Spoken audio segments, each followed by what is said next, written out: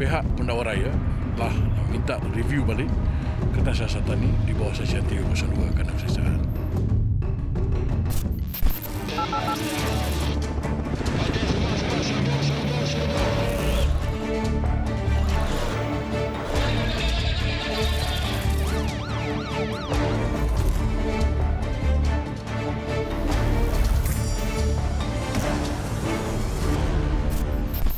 Assalamualaikum dan salam sejahtera. Saya Sofia Nur Solehatun bersama anda selama 1 jam dalam 999, program nombor 1 mengenai jenayah di Malaysia.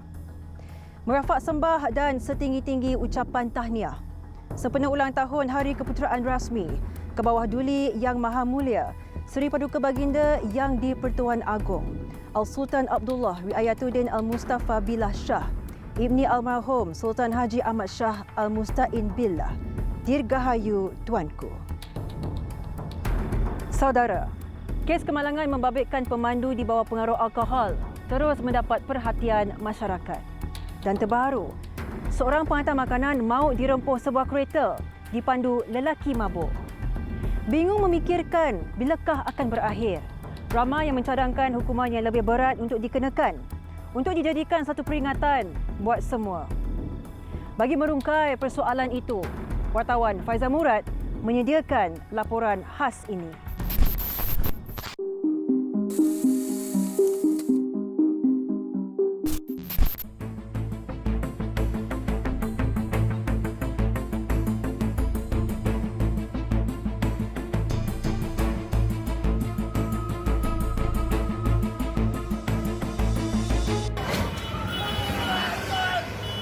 WC.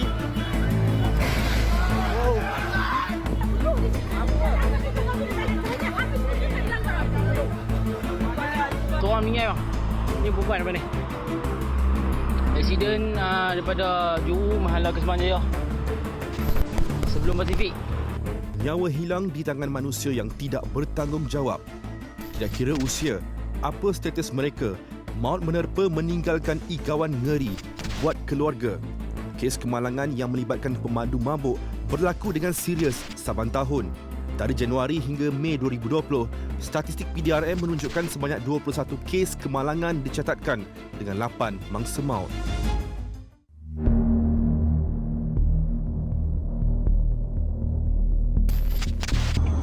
Jun 2020. Meninggal tak? Meninggal lah. Yang mabuk tu kat depan tu kan? Yang bawah jambatan tu kan?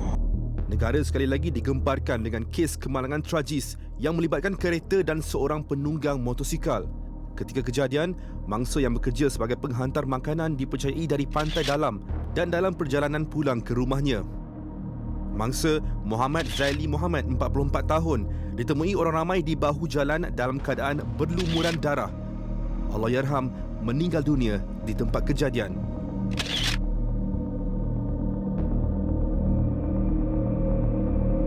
Sebuah video turut dikongsi dan tular di media sosial memaparkan percikan api keluar dari bawah kereta suspek yang mengheret motosikal mangsa. Apa yang mengejutkan, suspek yang bertindak melarikan diri telah ditahan oleh pengguna jalan raya lain sejauh 2 km dari lokasi pertama kejadian. Hasil siasatan polis mendapati suspek seorang lelaki berusia 21 tahun itu dan mempunyai kandungan alkohol yang tinggi dalam badannya. Kita telah mendakwa suspek di bawah Seksyen 44 1 Akta Angkutan Jalan 1957 dan dia telah pun diberi kad jamin sebanyak RM6,000 dan lesen dia telah ditahan sehingga selesai perbicaraan. Jadi walau bagaimanapun pihak pendakwa raya telah minta review balik kertas siasatan ini di bawah Seksyen 302 Kanun Siasatan.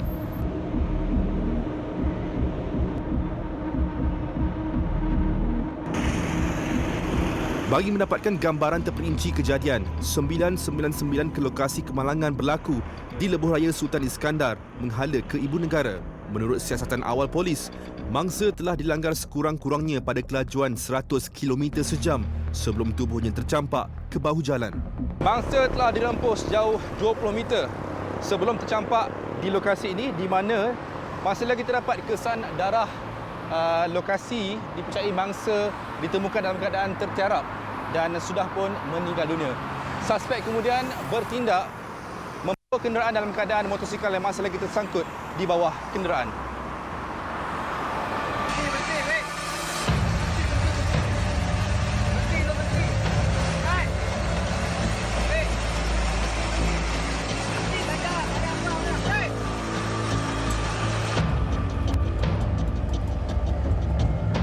Kita sudah menuju ke lokasi kejadian.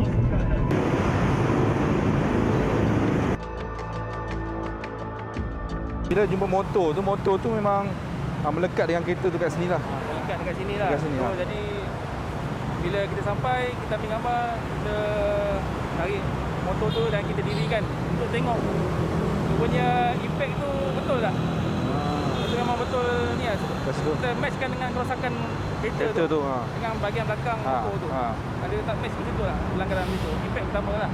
Lepas diberhentikan kenderaan, pemandu dibawa keluar lah oleh orang awam kan. Dalam keadaan tidak waras lah. Dengan percakapannya yang tak tentu hala lah. Kan?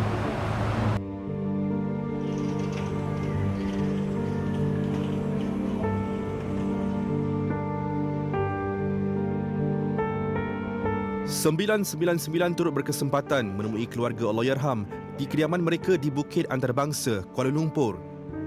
Menurut Balu Allahyarham, Zahlawati Zahlan, sebelum kejadian suaminya telah menghantar makanan yang dimasaknya kepada seorang kenalan. Mula-mula akak risau sebab dah sampai pukul 1. Akak cuba hubungi dia. 5 kali akak hubungi dia. Kali ke-6 ada orang awam jawab. Dia kata, "Ya, ni siapa? Sekarang ni ada orang dah terbaring dekat jalan, aksiden." So akak tanya macam mana keadaan mangsa masa tu, arwah akak. Dia orang tak nak cakap. Dia suruh akak terus datang saja. So akak tu suruh call ambulans. So akak akan tunggu, akak akan datang sana. So bila akak sampai sana, akak memang terkejut lah. Memang dia dah, bila akak tengok darah dah banyak dah tu, memang dia dah tak adalah, dia orang dah tutup kan. Hilang tempat, bergantung harap. Itu antara kebimbangan yang disuarakan Zahlawati sebaik menyedari kejadian menimpa anak bongsu yang berusia 6 tahun paling terkesan.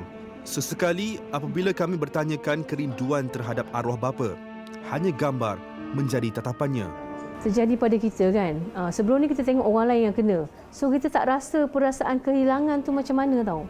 So bila terjadi pada kita tu, kehilangan tempat yang orang yang kita sayang, memang rasa macam hilang segala. Bila nak fikir anak pula, anak kecil lagi. Untuk masa depan kita lah, sebab kita pun bukannya muda sangat. Ajal tu memanglah tak kira umur kan, tapi disebabkan kecuaian pemabuk, orang yang memandu mabuk ni boleh meragut nyawa orang, akak rasa memang sangat-sangat kesal lah. Kita akak dah filekan peguam, so akak nak dia fight untuk tindakan yang sewajarnya, setimpal, tindakan keras sikit lah untuk yang melakukan lah.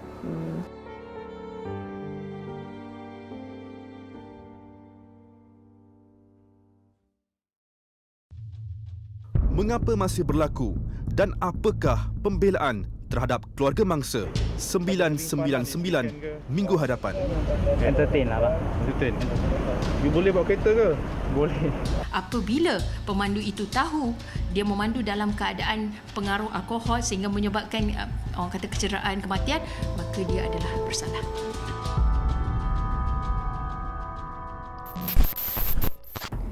Dawai kawat berduri dipasang di sekeliling 2 taman perumahan di daerah Kuala Langat. Ekoran Perintah Kawalan Pergerakan diperketatkan, PKPD. 20 pekerja asing yang menetap di lokasi yang hampir 3 minggu diisytiharkan sebagai kawasan zon hijau disahkan positif COVID-19. Wartawan Tun Hizmi Hashim menyertai Ketua Polis Daerah Kuala Langat, Superintenden Azizan Tukiman meninjau lokasi berkenaan. Segalanya dalam kes 999.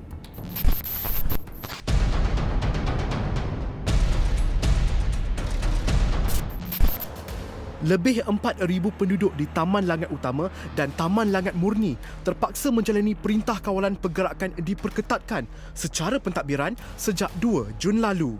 20 warga asing yang bekerja di lapangan terbang antarabangsa Kuala Lumpur didapati positif COVID-19 dan pelaksanaan PKPD ini agak berlainan kerana warga dan juga penduduk di sini dibenarkan untuk keluar dan masuk tetapi harus menjalani ujian saringan kesihatan termasuk swab test bagi meneruskan kehidupan semasa perintah ini dijalankan. Menurut Ketua Polis Daerah Kuala Langat, Superintendent Azizan Tukiman, 240 anggota polis dan tentera dikerah untuk mengawasi 24 jam kedua-dua kawasan perumahan seluas lebih 4 km persegi ini.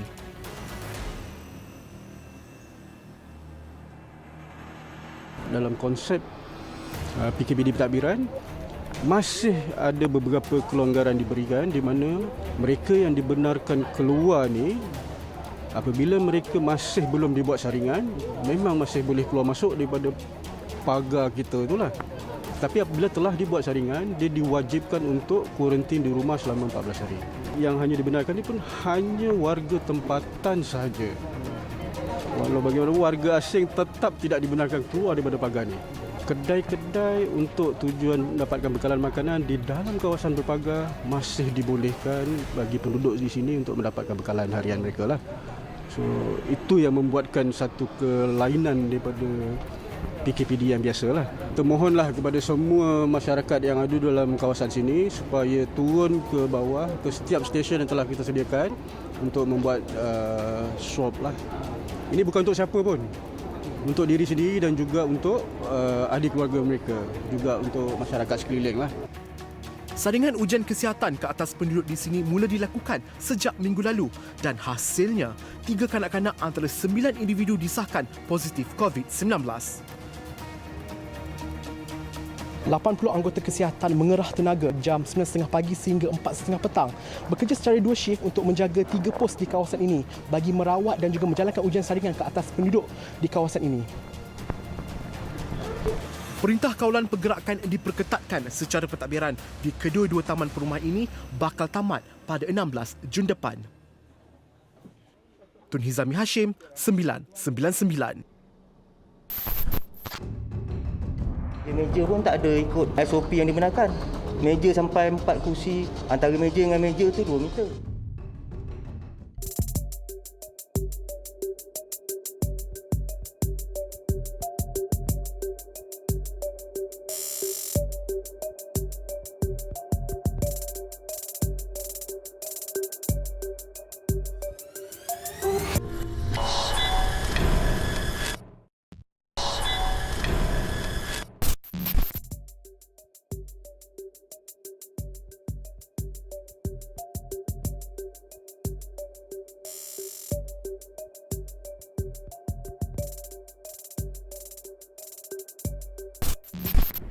Demi mengaut keuntungan, undang-undang sanggup diketepikan.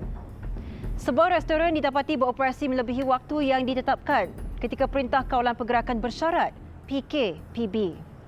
Ketahui tindakan yang dikenakan terhadap pemilik premis itu dalam laporan yang disediakan wartawan Tun Hizami Hashim. Keadaan di sebuah restoran di Kuantan didapati riuh dengan kehadiran pelanggan sekaligus menimbulkan persoalan mengenai prosedur pematuhan Perintah Kawalan Pergerakan Bersyarat PKPB yang dijalankan mereka. Pemantauan rutin pihak polis Kuantan mendapati terdapat sebuah pemis makan di padang perumahan ini masih lagi beroperasi pada jam 9 malam dan sebenarnya penutupan harus dilakukan pada jam 7 malam dan kini pihak Majlis Pembenaran Kuantan akan mengenakan kompaun bernilai RM1,000 dan pelanggan-pelanggan ini akan diminta keluar bagi menghormati Perintah Kawalan Pergerakan Bersyarat PKPB ini. Keliru dengan arahan kerajaan menjadi alasan kepada pemilik premis ini ketika cuba mengelakkan diri daripada dikenakan tindakan undang-undang. Bulan Ramadan saja dibenarkan sampai pukul 12. Sekarang sudah habis, so kena follow lah. Saya start 10 hari bulan 3, saya baru start sewa, 18 PKP dah. Jadi saya tak berpeluang nak berniaga. Saya kena bayar sewa sebab ramai yang ikut jadual Ramadan. Betul-betul saya tak tahu.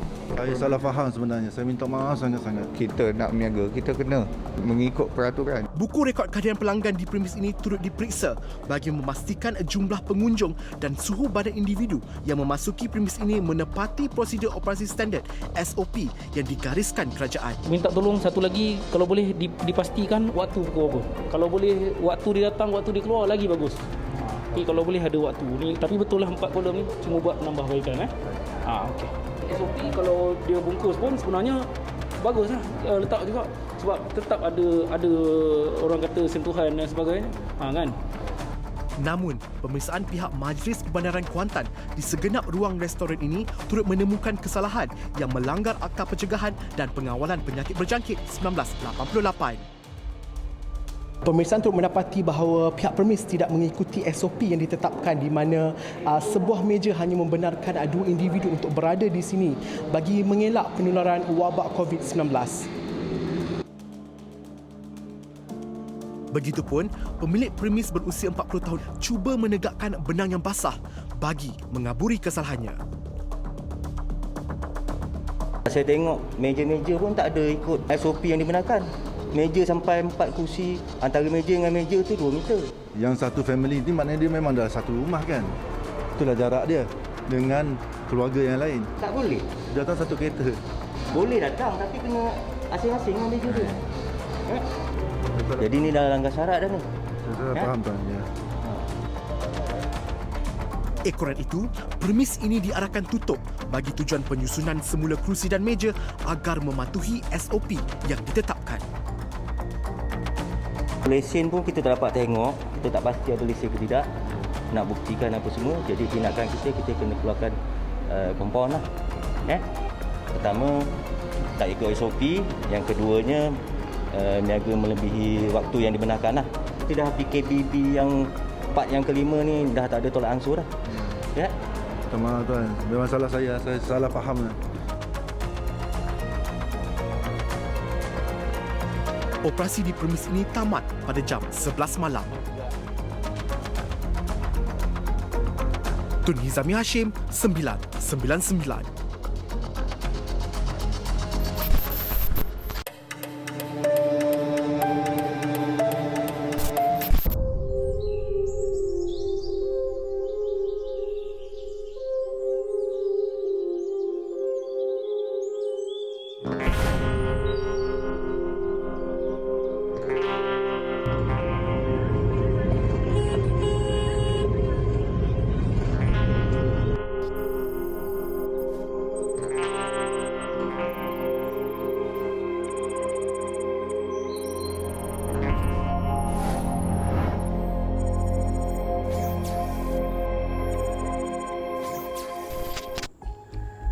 Kejam dan tidak berperi kemanusiaan.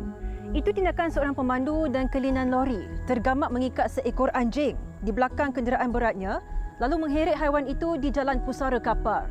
Video yang memaparkan tindakan penderaan haiwan itu menjadi tular di laman media sosial dengan lebih 81,000 tontonan.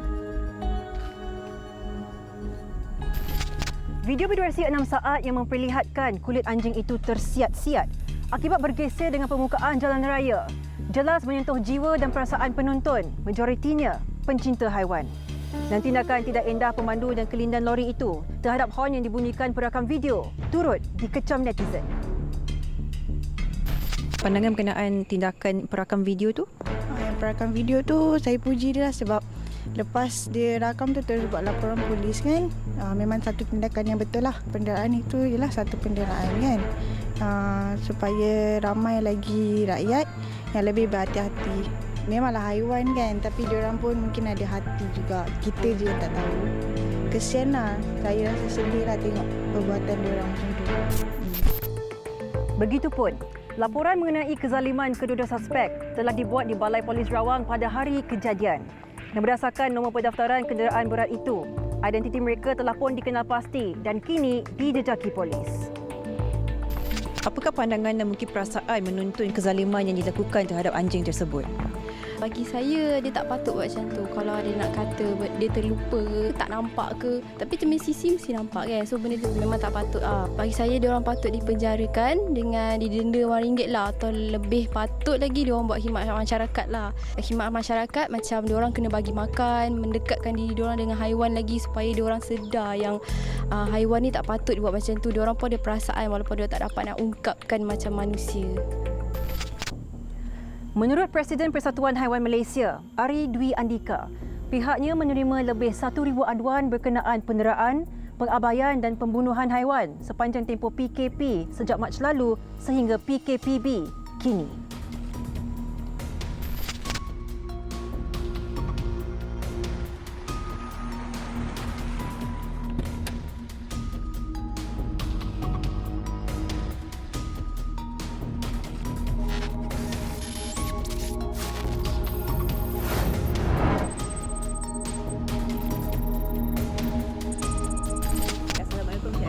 Ya, Waalaikumsalam. Apakah kebiasaannya alasan yang diberikan pelaku apabila mereka menzalimi haiwan seperti ini, terutama sekali ketika PKP, Cik Ari? Alasan yang kita terima ialah takut kepada jangkitan COVID, sedangkan tidak ada fakta. OIE juga, Pertubuhan Dunia juga untuk kesihatan haiwan tidak mengeluarkan apa-apa fact ataupun pengesahan berkenaan jangkitan dari haiwan kepada manusia. Ada PKP, tak ada PKP, soal pembunuhan haiwan ini saya anggap adalah satu masalah kejiwaan. Dia bukan masalah PKP atau alasan kesempitan hidup, kerana sebelum PKP pun telah pun berulang-ulang sehingga ke hari ini. Akta Kebajikan Haiwan 2015, saya suka sebut akta ini kerana akta itu lengkap dan saya kira dia preventif. Akta ini masih baru. Jadi ramai lagi rakyat Malaysia yang masih belum tahu wujudnya akta ini. Kita mencadangkan supaya kerajaan menambah baik akta ini dengan memasukkan hukuman sebatan. Isu penderaan, pembunuhan haiwan, pengabaian dan sebagainya ini bukan satu isu kecil. Jangan anggap isu kecil kerana sesuatu yang kecil itu akan menjadi besar. Kebanyakan pembunuhan bersiri ini bermula dengan penderaan haiwan. Sebab itu kami di Persatuan Haiwan Malaysia, kita cure, kita prevent is better than happen. So kita buru penjenayah haiwan dan Animal Malaysia ini tidak melakukan kerja rescue untuk awam dan tidak ada shelter, melainkan kita buat secara bersendiri kerana fokus kita advocacy. Mereka yang melakukan penderaan ke atas haiwan boleh disiasat mengikut Akta Kebajikan Haiwan 2015. Hukuman 3 tahun penjara ataupun denda maksimum sebanyak RM100,000 atau kedua-dua sekali boleh dikenakan jika sabit kesalahan. Rampasan bagi Serbuan kali ini bernilai lebih kurang 1.4 juta. Jumlah tangkapan adalah seramai 4 orang.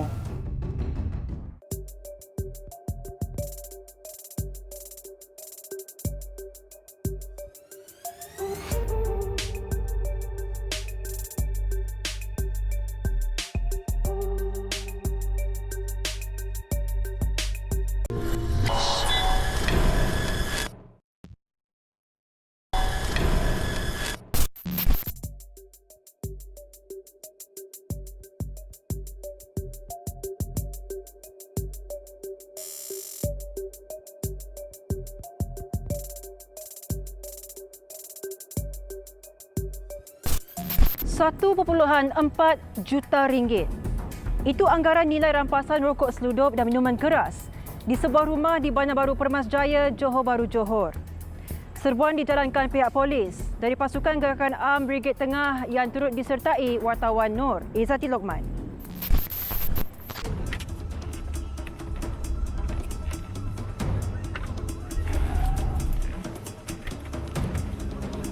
Jam 8.30 pagi, sebuah rumah di Permas Jaya, Johor Bahru, Johor diserbu polis dari pasukan Gerakan Am PGA Brigade Tengah dalam benteng COVID pencegahan penyeludupan.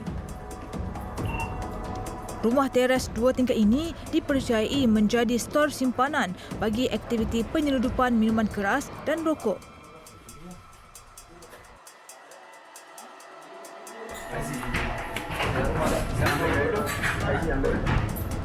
Abang macam lari orang main orang gitu lah.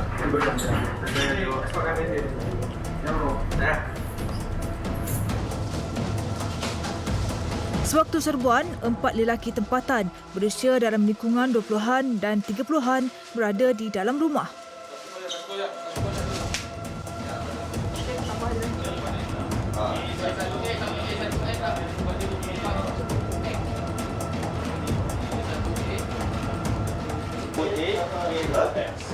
Ini merupakan hasil rampasan pada hari ini dan selain lebih 500 kotak arak duduk difahamkan turut ditemukan di sini juga lebih 15 kira-kira 15 kotak rokok seluduk yang setiap kotak ini mengandungi kira-kira 50 karton rokok tanpa cukai.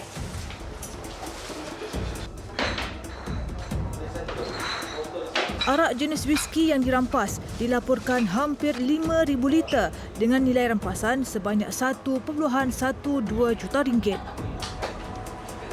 Apa yang kita difahamkan, arak-arak ini ataupun minuman ini akan dibekalkan kepada kedai-kedai makan dan juga kedai-kedai persendian, kedai-kedai wujud dalam skala yang kecil lah. Bagi sekitar Johor Bahru dan zon selatan lah.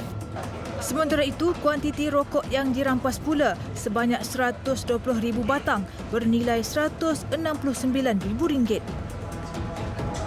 Turut dirampas 3 buah kereta dan wang tunai berjumlah RM20,800. Jumlah rampasan bagi serbuan kali ini bernilai lebih kurang 1.4 juta. Jumlah tangkapan adalah seramai 4 orang yang disyaki sebagai penjaga stor dan transporter ataupun yang terlibat secara langsung dalam sindiket ini. Pemeriksaan lanjut kemudian menemukan puluhan salinan kad pengenalan disyaki digunakan bagi mendapatkan bekalan minuman keras. Dia satu IC ambil 3 kotak. Kita tak ada nama mah. Oh, you beli pakai nama ni lah. You pegang dia punya IC, dia tahu. Ada kasih sikit. Bazan kita IC satu boleh ambil, satu bulan ambil satu kali aja mas. Sekarang you ada 3 sahab. Satu akta custom. Satu bulan. Tak. Satu akta custom. Nombor 2 ni PKPB punya kesalahan. Ya, kita pun ambil tindakan juga. Nombor 3 ni akta pendaftaran negara. Kita percaya penggunaan IC ini digunakan untuk pembelian di kawasan zon bebas cukai, di mana setiap IC ini mempunyai kota-kota tertentu lah untuk membawa keluar barang-barang cukai. Hasil dirusikan dan maklumat, sindiket ini sudah beroperasi lebih 4 bulan. Kenapa agaknya kerusi belakang ni dikosongkan? Okey, seperti kita dapat lihat, kursi telah dikeluarkan bagi membolehkan kargo-kargo ni diletakkan di sinilah. Bagi membolehkan jumlah yang dibawa tu maksimum lah, dalam jumlah yang maksimum. Dan kita juga dapat lihat ini digunakan kain hitam sebagai penutup bagi mengelaburi lah mata penguatkuasa ataupun semasa mereka melalui roadblock ataupun sekatan jalan raya lah. Bagi dalam keadaan tertentu mungkin sebahagian daripada stok-stok ni akan disimpan untuk tempoh-tempoh masa tertentu lah. Tapi dalam keadaan tertentu sekiranya permintaan di pasaran agak tinggi, mana barang-barang yang sampai dan diletakkan dalam yang kemasan yang pendek, mungkin 1 hari ataupun tak sampai 1 hari dan dikeluarkan balik untuk edaran lah. Dan kita difahamkan penggunaan pelik ini merupakan salah satu kaedah yang digunakan oleh kumpulan penyelundup untuk bergerak di jalan dan mungkin akan digunakan sebagai tanda pengenalan khas. Menurut rekod, sebanyak 67 kes melibatkan aktiviti penyelundupan berjaya ditumpaskan PGA Brigade Tengah bermula 1 Januari hingga 31 Mei 2020. Jumlah rampasan bagi kes membabitkan negeri Selangor dan Johor itu dilaporkan kira-kira 7.67 juta ringgit. Nur Izzatul Lokman, 999 TV3. Cubaan seorang lelaki untuk menyeludup ganja dengan menyembunyikannya di dalam 2 buah kotak permainan berjaya dipatahkan Jabatan Kastam Diraja Malaysia, Pulau Pinang. Penemuan najis dadah di Georgetown itu membuka tirai rangkuman kejadian jenayah seminggu 999.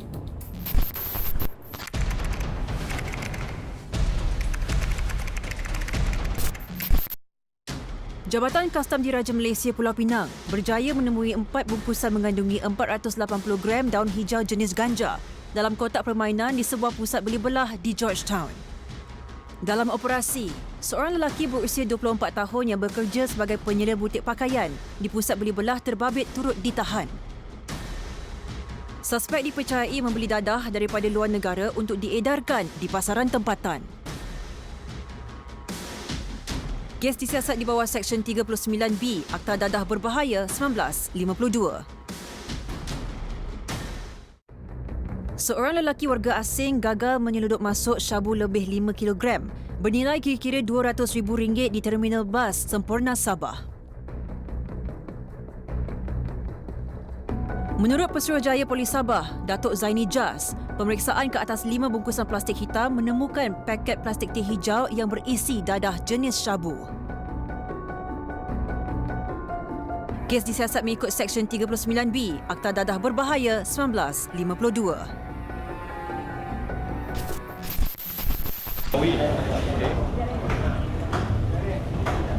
Tuan, 1 meter. Boleh tak? Okey.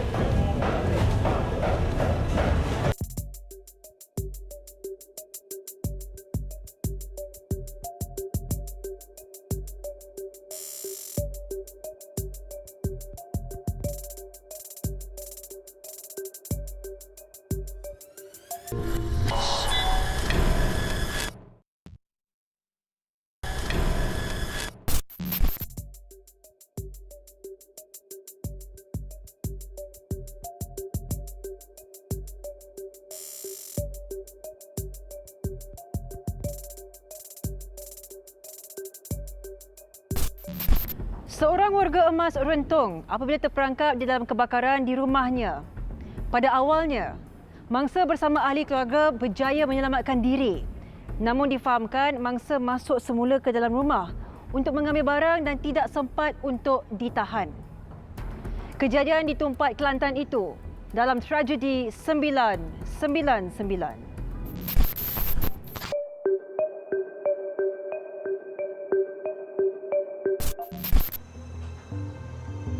Tragedi dilaporkan berlaku di Jalan Lama Wakaf Baru, Tumpat, Kelantan. Mangsa yang rentung ditemukan pihak bomba di ruang bilik tidur sekitar jam 5.50 pagi. Dalam kebakaran jam 4.30 pagi, mangsa bersama anak dan 4 cucunya sudah berjaya menyelamatkan diri sebaik melihat api marak. Bagaimanapun, mangsa dilaporkan secara tiba-tiba masuk ke dalam rumah untuk mengambil barang sebelum terperangkap di dalam kebakaran. Kita menerima panggilan pada jam 4.32 pagi.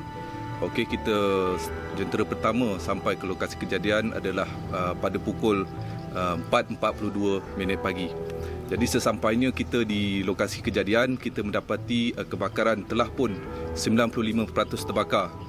Okey, semasa kita membuat pemadaman, kita mengambil masa 12 minit untuk mengawal kebakaran daripada merebak ke rumah-rumah yang berhampiran. Anak mangsa berusia 30-an yang cedera di tangan dirawat di Hospital Raja Perempuan Zainab II, Kota Baru. Api berjaya dipadamkan sepenuhnya sekitar jam 6.30 pagi. 5 buah kereta rosak teruk setelah dirempuh sebuah bas kilang dalam kejadian di tingkat Paya Trubong, Pulau Pinang. Kemalangan dilaporkan berlaku akibat kegagalan fungsi brek. Dalam insiden sekitar jam 7 malam itu, pemandu bas dipercayai cuba mengawal kenderaannya dengan melanggar binaan konkrit di kiri jalan. Namun, bas terus meluncur sebelum merempuh 5 buah kereta terbabit. Saya baru balik kerja. Lepas tu parking kereta, elok parking tu naik atas. Saya baru turun dalam 5 minit macam tu je. Elok saya turun 5 minit tu dengar bunyi. Masa saya tengok tu memang kereta dah hancur dah. Tak boleh buat apa dah. Saya dan isteri baru nak turun pergi kereta. Lepas tu bini saya jerit kat saya suruh patah balik sebab bas dah duk mai pada Johor dah. Lepas tu dia langgar semua kereta yang kat tepi-tepi ni lah. Pemandu bas dan 7 penumpang dilaporkan mengalami kecederaan ringan. Meskipun memasuki fasa akhir Perintah Kawalan Pergerakan Bersyarat PKPB, pemantauan ketat terus dijalankan pasukan PDRM bagi memastikan orang ramai mematuhi arahan yang dikeluarkan. Seiring dengan lumut sebagai bandar tentera laut, di daerah Manjung Perak, Ops COVID-19 dilaksanakan secara bersepadu sepenuhnya bersama tentera laut Diraja Malaysia. Operasi jam 8 pagi ini diketuai Ketua Bahagian Pengurusan IPD Manjung, ASP Heng Kok Hao.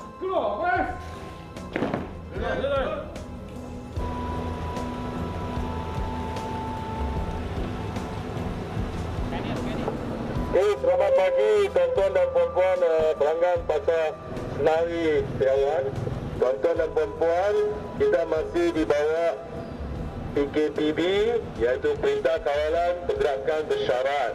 So tuan-tuan puan-puan dikendaki beratur dengan jarak social distance kurang-kurang 1 meter. Hanya 40 pelanggan sahaja dibenarkan untuk memasuki kawasan Pasar Awam Setiawan. Jalan Senawi ini dalam satu masa dan rondaan juga pemantauan di kawasan ini di daerah Manjung ini dijalankan dengan kerjasama IPD Manjung dan juga TLDM, dan difahamkan penglibatan TLDM di dalam rondaan dan juga pemantauan sepanjang COVID-19 ini dilakukan sejak hari pertama pelaksanaan PKP di sini. Ambil jarak 1 meter. Ya. Meter akan barang. Dia tu makluman tuan, orang awam tu kita akan bagi dia aliran masuk. Contoh masuk sehala aja dari sini, so dia akan keluar dari sehala sini. Okey, pihak penguasa tempatan termasuk PDRM lah, masuk rela agensi dengan dia kita akan buat pengawalan aliran orang keluar masuk supaya hadkan kuantiti orang yang menangani pasar awam Senawi ini.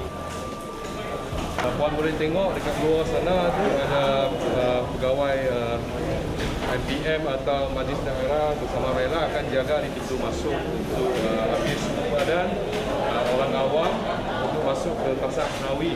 Okay. Jaga jarak. Sila pakai face mask. Okay. Pastikan jarak sosial kurang-kurang 1 meter. Boleh tak? Okay.